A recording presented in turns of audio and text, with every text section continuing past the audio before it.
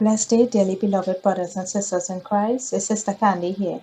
So, you all know about the Last Supper where Jesus sat with the disciples and had his Last Supper before he was crucified. You know, when we have a meal within our household, it's a special moment, it's a cherishable moment. Jesus knew he was going to be crucified.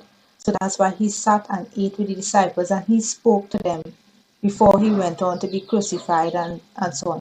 So when it is that we have a meal within our household, that's a cherishable moment. There should never be a time in your household that is meal time and everyone is going to eat and you are left out. Nothing should be more important than that precious time, whether it doesn't matter which meal it is, but we should still treat it like that supper, like a cherishable moment where we sit together, say grace, and all these things arise because of these biblical things and things that were cast in stone, and it still carries a very relevant value in terms of the morals of your household.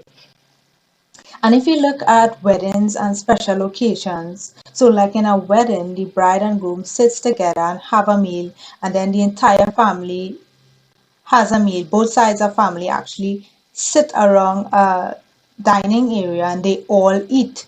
The bride and groom would be at the head of the table, and that would be like a special meal that the family will remember forever because it will be so. Most special occasions are celebrated with that sort of dining and going into something new. It represents going into to the next phase, moving on to something new. You know, it represents that transition because the Last Supper where Jesus sat with the disciples and ate, that was a moment that was never forgotten because it was a time for transition.